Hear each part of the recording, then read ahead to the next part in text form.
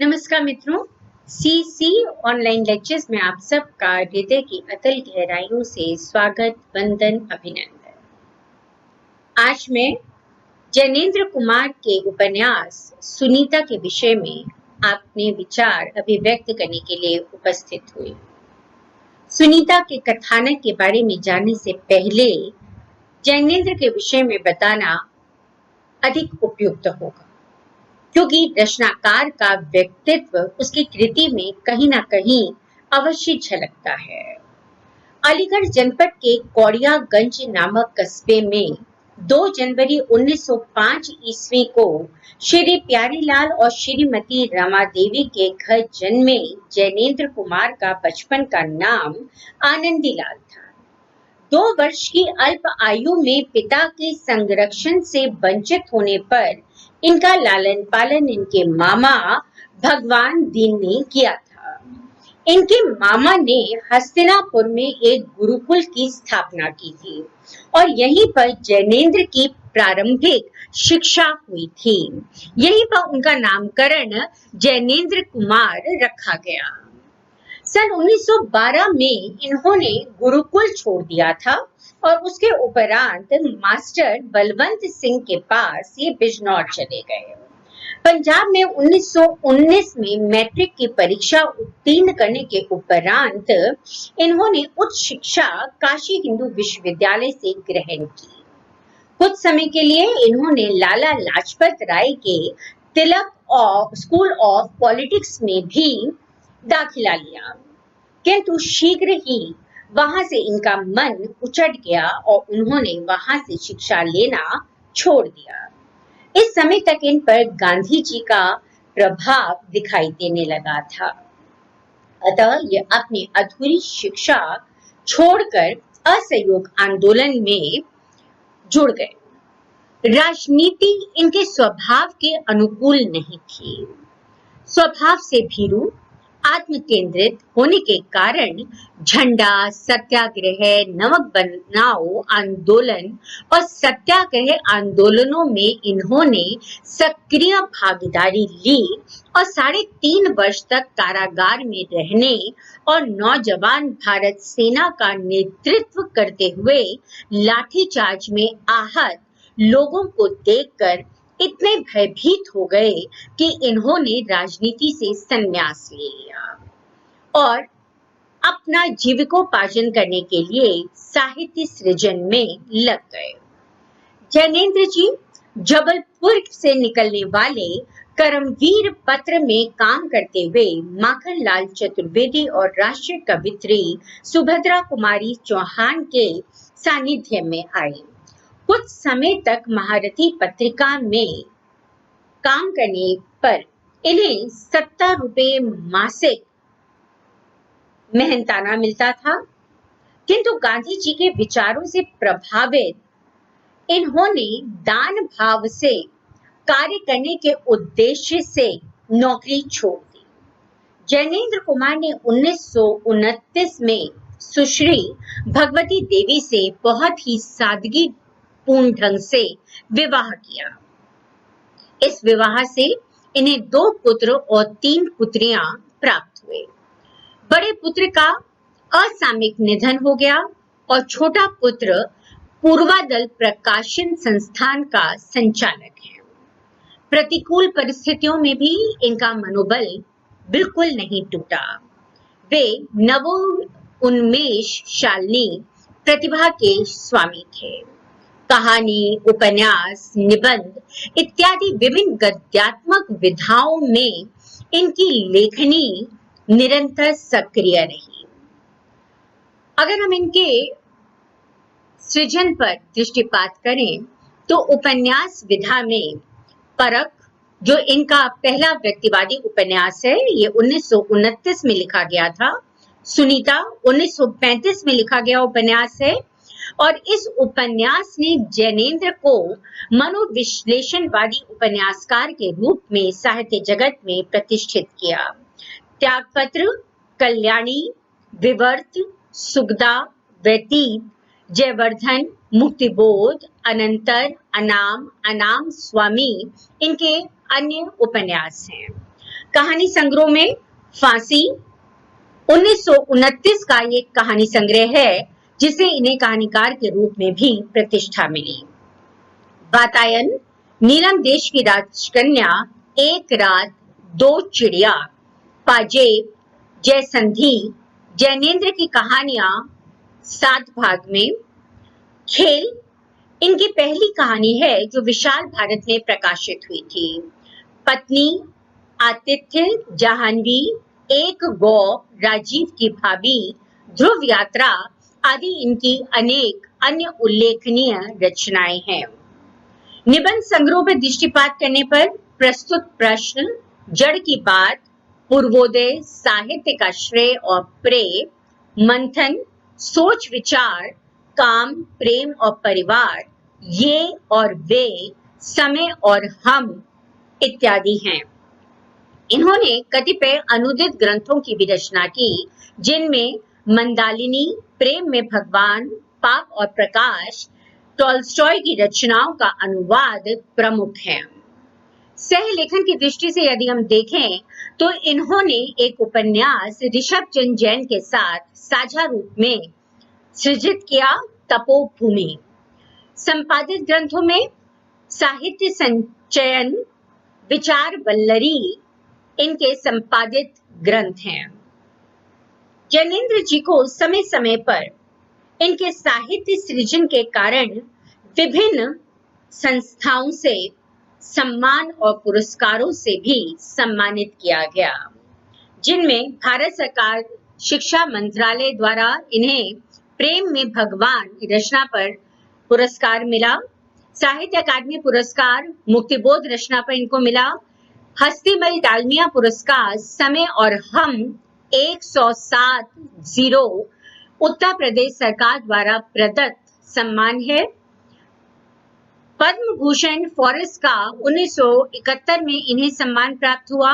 मानद डीलिट उपाधि इन्हें दिल्ली विश्वविद्यालय से मिली। इसके साथ ही साहित्य अकादमी फेलोशिप, हिंदुस्तानी अकादमी पुरस्कार इलाहाबाद जो इन्हें परख पर मिला, भारत भारती और तुलसी नैतिक पुरस्कार इन्हें उत्तर प्रदेश द्वारा प्रदत्त किया गया। साहित्य वाचस्पति हिंदी साहित्य सम्मेलन प्रयाग द्वारा इन्हें मिला। लेखक परिषद की इन्हें अध्यक्षता प्राप्त हुई। हिंदी प्रादेशिक हिंदी साहित्य सम्मेलन का इन्हें सभापतित्व भी मिला। इस प्रकार से हमने देखा कि जैनेन्द्र जी को समय समय पर विभिन्न पुरस्कारों और सम्मानों से सम्मानित किया गया और ये सम्मान पाकर या देकर साहित्य खुद में गौरवान्वित अनुभव करने लगा। जैनेन्द्र जी की सभी कृतियां यथार्थ की भीति पर गढ़ी गई है, चाहे उनकी परिणति आदर्श में हुई हो या नहीं हुई हो, किंतु उनमें हमें एक यथार्थ दिखाई देता है। आज वर्तमान का हमें उसमें पूरा का पूरा चित्र दिखाई देता है। नैतिकता के पारंपरिक चौखटों को तोड़ते हुए उन्होंने कथ्य और शिल्प दोनों ही दृष्टियों से नवीन प्रयास किए हैं। आत्मगोपन की प्रवृत्ति के कारण इन्होंने अपने जीवन के विषय में कभी भी खुलकर स्पष्ट रूप में कुछ नहीं कहा है। जैन परिवार में जन्म लेने के कारण अहिंसा, सार्वभौम प्रेम की प्रवृत्ति, माता की कर्मठता, साहस, सेवा, त्याग, मामा के द्वारा प्रदत्त किया गया सादगी, सरलता, आस्तिकता इत्यादि का प्रभाव इनके ऊपर स्पष्ट रूप से देखा जा सकता है और इसीलिए हम इनकी रचनाओं की नारी पात्राओं पर भी इसका स्पष्ट प्रभाव देख सकते हैं। जैनेन्द्र जी स्वल्प काया वाले, शांत, गंभीर और हमेशा गहन चिंतन मनन में लीन दिखाई देते थे। खोए खोए से सदाचारी, शिष्ट, सहनशील, निराभिमानी व्यक्ति ऐसे थे जैनेन्द्र कुमार। कई बार अंतर्मुखी और मितभाषी होने के कारण इनके अहंकारी होने का भ्रम साहित्यिक लोगों में रहा। वे सामान्यतः खद्दर पहना करते थे। जैनेन्द्र जी की रचना धर्मी चिंतक थे। और इसीलिए उनकी सृजन प्रक्रिया भी उनकी तरह ही विलक्षण थी। उनमें भावात्मकता, रागात्मकता, विवेक निष्ठता और प्रभावमयता के साथ ही एक सुनियोजित संश्लिष्टता भी हमें दिखाई देती है। वे प्रेमचंद खेमे के व्यक्तिवादी उपन्यासकार थे। तत्युगीन साहित्यिक जगत में प्रेमचंद के वर्चस्व उस समय स्थापित था तथा उनकी कृतियां पाठकों में समादृत थीं। ऐसे समय में किसी नवीन विचारधारा से अनुप्राणित सृजन करना जैनेन्द्र जी के लिए एक दुष्कर कार्य था, किंतु जैनेन्द्र जी को न आलोचकों की चिंता थी और न ही पाठकों की प्रतिक्रियाओं की उन्हें कोई भय था। ऐसा नहीं था कि उन्हें आलोचनाओं का, प्रतिकारों का शिकार नहीं होना पड़ा, किंतु अपनी व्यक्तिवादी स्वतंत्र मानसिकता के कारण वे रंच मात्र भी अपने कार्य से डगमगाए नहीं। जो उन्होंने एक बार सोच लिया उस पर वो अपने आप आगे बढ़ते चले गए और मार्ग में आने वाली कठिनाइयां स्वयमेव उनके रास्ते से हटती चली गईं।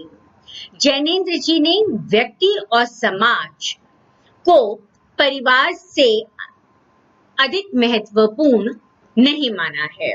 उनकी दृष्टि में समाज से अधिक महत्वपूर्ण व्यक्ति और उसका समाज होता है। उनके अनुसार व्यक्ति और पड़ोस से ही उसका समाज बनता है। इसलिए जैसा व्यक्ति होगा, जैसी उसकी सोच होगी, जैसा उसका परिवेश होगा, उसी प्रकार के समाज का निर्माण हो सकता है। इससे पृथक किसी भी समाज की स्थिति जैनेन्द्र जी को स्वीकार्य नहीं थी। जैनेन्द्र जी अपने छात्र जीवन से ही गांधी जी के विचारों और उनके दर्शन से प्रभावित थे, किंतु वे उससे ना बंधे और ना ही उन्होंने उसका अंधानुकरण किया। इसी प्रकार फ्रॉइड के मनोविश्लेषणवाद से भी वे प्रभावित अवश्य हुए। इन सबसे बढ़कर उनका अपना एक स्वतंत्र दर्शन था, एक स्वतंत्र विचार था। चाहे समाज या अन्य साहित्यकारों की दृष्टि में वे कितना ही अव्यवहारिक, सतही, विचित्र, असत्य, पलायनवादी या निष्क्रियता से युक्त क्यों ना हो, जैनेन्द्र जी ने कभी भी उसके साथ समझौता नहीं किया। जैनेन्द्र जी ने अपनी औपन्यासिक कृतियों में बंधी बंधाई लीक से हटकर नायक नायिकाओं का सृजन किया है। उनकी रचनाएं केवल कहानियों को कहती नहीं हैं, वो बुनती हैं। मनुष्य के मन में निहित विभिन्न प्रकार के प्रश्नों को उद्घाटित करती हैं। पाठकों के मन में उसका समाधान ढूंढने की एक ललक उत्पन्न करती हैं। जैनेन्द्र जी ने अपनी रचनाओं के माध्यम से समाज की भीतरी तह तक पहुंचने का, उसको खगालने का, उसके अंदर उतरने का प्रयास किया है। उनकी तद्विषयक उक्ति है, पुस्तक में मैंने कहानी लंबी चौड़ी नहीं कही है। कहानी सुनाना मेरा उद्देश्य नहीं है, अतः 3-4 व्यक्तियों से ही मेरा काम चल गया है। इस विश्व के छोटे से छोटे खंड को लेकर हम अपना मित्र बना सकते हैं और उसमें सत्य के दर्शन पा सकते हैं। उनके द्वारा हम सत्य के दर्शन करा भी सकते हैं। जो ब्रह्मांड में है वही पिंड में भी है। इसलिए अपने चित्र के लिए बड़े कैनवस की जरूरत मुझे नहीं हुई। थोड़ी में समग्रता क्यों ना दिखाई जा सके। इस तरह के विचारों से अनुप्राणित जैनेन्द्र जी ने अपनी रचनाओं में पात्रों की भीड़ उपस्थित नहीं की है। उन्होंने कुछ एक पात्रों को लेकर जो उनके कथानक के लिए आवश्यक थे, उनके विचारों को पाठकों तक ले जाने के लिए जरूरी थे, केवल उनको ही अपने उपन्यासों में, अपनी रचनाओं में स्थान दिया है। इसी प्रकार उन्होंने उच्च निम्न मध्य वर्ग को अपना विषय नहीं बनाया। मध्य वर्ग एवं उसकी मानसिकता का विश्लेषण करना ही केवल मात्र उनका ध्येय था। समाज द्वारा उपेक्षित वर्ग को उन्होंने अपेक्षित सहानुभूति और गरिमा प्रदान करने का प्रयास किया है। इस दृष्टि से वे अपने सामयिक सहधर्मियों से नितांत भिन्न दिखाई देते हैं। जीवन की वास्तविकता को, जीवन की विशालता को तलाशने के लिए, बघाड़ने के लिए उन्होंने कोई प्रयास नहीं किया। इसके स्थान पर उन्होंने पात्रों की व्यक्तिगत समस्याओं को उनकी सूक्ष्मता के साथ उद्घाटित करना अधिक श्रेष्ठ माना है। उनके पात्र व्यक्तिक हैं, जो अपनी अपनी परेशानियों में, अपनी अपनी उलझनों में, अपनी अपनी समस्याओं में इतने उलझे हुए हैं कि समाज से या तो उनका संपर्क बिल्कुल कटा हुआ है या ना के बराबर होता है। अपनी उलझनों का कारण वे स्वयं ही होते हैं, इसलिए वो अपने जीवन में आगे बढ़ते हैं, अपने लक्ष्य को प्राप्त करते हैं या नहीं करते हैं, इसका पूरा का पूरा दामोदार उनके ऊपर स्वयं होता है। इसके लिए वो किसी अन्य को उत्तरदायी नहीं बना सकते। उनकी अतिशय संवेदनात्मकता उनके हृदयगत संघर्षों को प्रज्वलित करती है। ऐसा प्रतीत होता है कि संभवतः लेखक ने अपने प्रिय पात्रों को विभिन्न परिस्थितियों में डालकर उनके चरित्रों को विभिन्न पक्षों के माध्यम से उद्घाटित किया है। मनोविश्लेषणात्मक प्रवृत्ति उनकी व्यक्तिवादी दृष्टिकोण को रूपायित करने का माध्यम बनी है। यद्यपि जैनेन्द्र जी ने समाज को बहुत अधिक महत्व नहीं दिया है, तथापि उनके पात्र समाज में रहते हैं, समाज को ना केवल पूरी तरह से स्वीकार करते हैं और ना ही पूरी तरह से उनको नकारते हैं। आत्म पीड़ा सहते हुए जैनेन्द्र जी के पात्र अपने लिए एक मार्ग प्रशस्त करते हैं। ये मार्ग उनका स्वयं का मार्ग होता है, बंधी बंधाई कोई परिपाटी नहीं है जिसका वो अनुसरण करते हैं।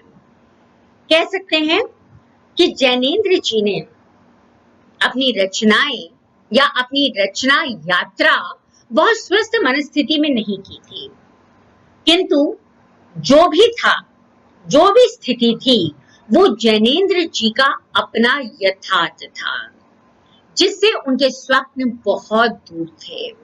इस स्थिति में उनके पास एकमात्र विकल्प यही था कि वो अपने आप को पूरी तरह से अपनी रचनाओं में डुबो दें, और यही उन्होंने किया भी। इस चुनौती को भाषा के द्वारा बांधा नहीं जा सकता था, और यही जिज्ञासा या सप्रश्नता के रूप में हमें उनकी प्रत्येक रचना में अपरिहार्य तत्व बनकर दिखाई देता है। जैनेन्द्र जी प्रबुद्ध लेखक थे, विचारक, चिंतक और एक दार्शनिक थे। उनके दर्शन में मानवता को प्रकाशित करने वाला मंगलकारी आत्म पीड़ा का भाव प्रमुख रूप से दिखाई देता है। उनके पाठक आत्म पीड़ा के दंश को भोगने वाले पात्रों से सहानुभूति रखते हैं, पर उसे मंगलकारी नहीं समझ पाते।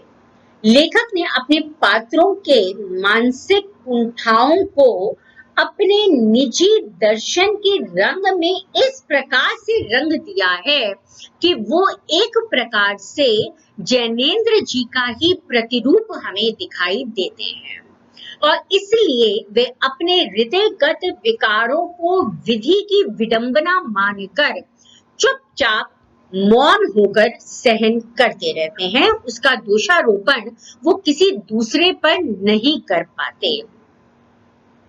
जैनेन्द्र की पात्र सृष्टि उनके स्वयं के व्यक्तित्व के अनुरूप है। उनके पात्र उनकी तरह ही अंतर्मुखी हैं, भीरू हैं, द्वंद्वग्रस्त हैं, पलायनवादी हैं। इस संदर्भ में सुनीता में उन्होंने लिखा है, किसी पात्र में मैं अनुपस्थित नहीं हूँ और हर एक पात्र एक दूसरे से भिन्न है। उसकी सब बातें मेरी बातें हैं, फिर भी कोई बात मेरी नहीं रह जाती, क्योंकि मेरी कहा वे तो उनकी हैं। कह सकते हैं कि जैनेंद्र अपने हर एक पात्र में उपस्थित होकर भी उनसे भिन्न है। उनके पात्र जैनेंद्र के रचना है, जैनेंद्र के मस्तिष्क की उपज है और अपने जीवन के संघर्षों को सहते हुए, आत्मपीड़न को भोगने के लिए विवश होते हुए, परंपराओं को तोड़ते हुए, अपने लिए नवीन रचनाएं करते हुए, नवीन मूल्यों का उद्घाटन करते हुए, नवीन मूल्यों का निर्माण करते हुए अपने लिए एक पृथक मार्ग का सृजन करते दिखाई देते हैं। जैनेंद्र जी ने अपनी इसी चारित्रिक दुर्बलता के कारण स्वाधीनता संग्राम में भी भाग नहीं लिया था। जैनेंद्र जी के पात्र चाहे किसी भी वर्ग के क्यों ना हो, किसी भी स्तर के क्यों ना हो, बुजुर्गा मानसिकता के कारण उनके जीवन दर्शन का अंतिम परिणाम शून्य ही रहता है। जिस आदर्श को लेकर चलते हैं, जरूरी नहीं है कि उस आदर्श को वो प्राप्त ही कर लें। जिन सिद्धांतों की बात करते हैं, कुछ समय के बाद वो सिद्धांत टूटते हुए नजर आते हैं। पाठक उनके जीवन से कोई संदेश प्राप्त करे या ना करे, उन्हें भूल नहीं सकते। अपने अहंकार, व्यक्तित्व, भावनाओं का अन्य में विगलन ही जीवन है, ये बात जैनेंद्र अपने पात्रों के माध्यम से अपने पाठकों को स्पष्ट रूप से बता देते हैं। वो ये भी बताते हैं कि जीवन की सार्थकता अनवरत आत्मपीड़न और कष्ट सहने में है, और जब व्यक्ति इस प्रकार से अपने आप को पीड़ा पहुंचाता है, कष्ट पहुंचाता है, तो वो अपना आत्म विश्लेषण करता है। अपने अंदर के श्यामल और श्वेत दोनों ही पक्षों को निष्पक्ष होकर वह देख पाता है, आत्मचिंतन कर पाता है और एक प्रकार से अपने आप को दोबारा जीने लगता है। जैनेंद्र जी के अधिकांश उपन्यास नायिका प्रधान है, चाहे सुनीता, कल्याणी, सुखदा, किसी को भी आप ले लीजिए। जैनेंद्र जी पितृ प्रेम और संरक्षण से वंचित होने के कारण अपनी माता के अधिक निकट थे, और शायद यही सम्मान का भाव उनका अपने प्रत्येक नारी पात्रा की तरफ भी है। ये सभी जैनेंद्र के समान आर्थिक अभाव, स्वच्छंद प्रेम और सतीत्व के द्वंद्व से पीड़ित होकर दोहरी मानसिकता को जीती हमें दिखाई देती हैं। करणीय और अकरणीय के मध्य की जो सूक्ष्म रेखा है, उसके कारण इनकी नारी पात्राओं में निरंतर हमें एक द्वंद्व की स्थिति, एक संघर्ष की स्थिति दिखाई देती है। वे एक तरफ परंपरागत समाज को, संसार को अपने से जोड़े रहती हैं और दूसरी तरफ सतीत्व भावना से भी जुड़ जाती हैं। उनका यह व्यवहार, अव्यवहारिक आदर्शवाद उन्हें चैन से रहने नहीं देता। उन्हें समझ नहीं आता कि जो वो अपने जीवन में पाना चाहती हैं वो सही है या जो परंपरा उन्हें सिखा रही है वो उचित है। पुरुष पात्र भी काम वासना से पीड़ित हैं, द्वंद्वग्रस्त हैं और अपने व्यवहार में असंयत और असामान्य दिखाई देते हैं। व्यक्तिगत परिवेश, परिस्थिति जन्य अनुभव और उनके चेतन अवचेतन के मन की क्रिया प्रतिक्रिया पात्रों के चरित्र को निरंतर विकसित करती रहती है। ज्ञानेंद्र जी स्पष्ट रूप से मानते थे कि बाहरी आचरण से मनुष्य की सही परख कर पाना मुश्किल है, ये संभव ही नहीं है। उसके लिए तो बहुत गहराई में जाना पड़ता है, सूक्ष्म सक्रिय मन की संकुल तरंगों को विश्लेषित करना पड़ता है और तब कहीं जाकर मनुष्य के अंदर का जो उसका सच्चा व्यक्तित्व है वह उभर कर सामने आता है। उनके द्विअर्थी सामान्य रहस्यपूर्ण आचरणों को विश्लेषित करने के लिए भी ये निहायत जरूरी है कि हम व्यक्ति के मन के स्तर पर गहरे उतरें, उसे जानें, उसे परखें और तब कहीं अपना निर्णय लें उस व्यक्ति के बारे में। ज्ञानेंद्र जी के उपन्यासों में घटनाएं और कथानक पात्राधारित होते हैं। आत्मगोपन प्रवृत्ति के कारण उनके पात्रों में परस्पर संवाद की स्थिति बहुत कम दिखाई देती है। लेखक ने उनके माध्यम से कथा विकास, चरित्रोद्घाटन और मंतव्य प्रकाशन के अपने लक्ष्य को निश्चित रूप से साधा है। वे भाषा के व्यवहारिक शुद्धता अशुद्धता की चिंता में नहीं पड़ते और इसीलिए उनका मानना है कि भाषा को भावोपयुक्त बनाने के लिए व्यक्ति को ज्यादा अधिक सचेत रहना चाहिए बनिस्बत इसके कि वो ये देखे कि भाषा शुद्ध है या अशुद्ध है। पात्राधारित भावानुकूल भाषा के चयन या भाषा के प्रयोग को ज्ञानेंद्र जी ज्यादा उपयुक्त मानते थे। मनोवैज्ञानिकता एवं मनोविश्लेषणात्मकता से संबद्ध होने के कारण ज्ञानेंद्र जी की भाषा में सांकेतिकता और दार्शनिक जटिलता निश्चित रूप से दिखाई देती है।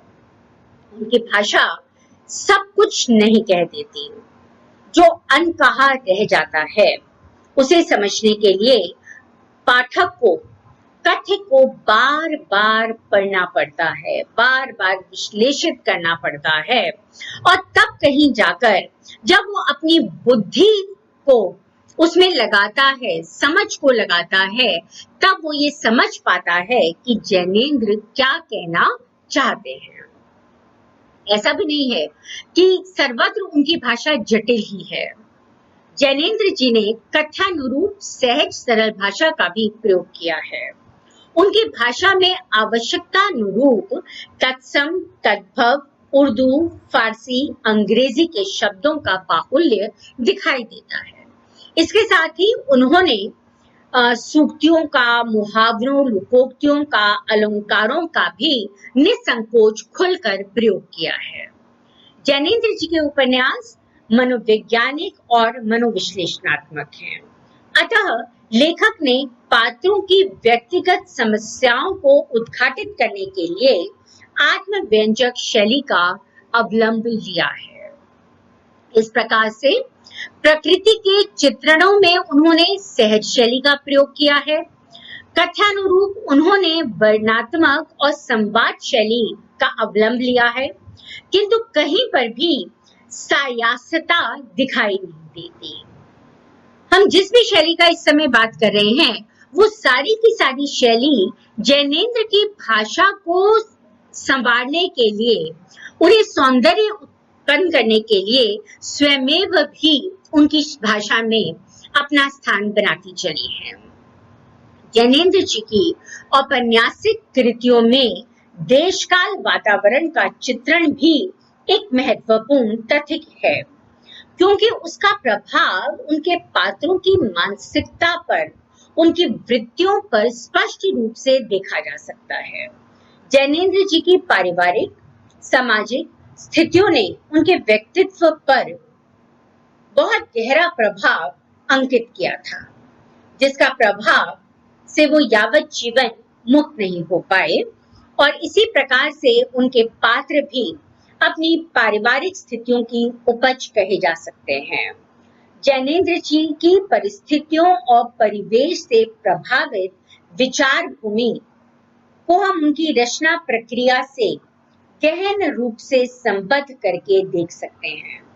उन्होंने अपनी इच्छाओं, आकांक्षाओं, उपेक्षाओं, अपेक्षाओं, इन सब को अपनी रचनाओं के माध्यम से अभिव्यक्त किया है।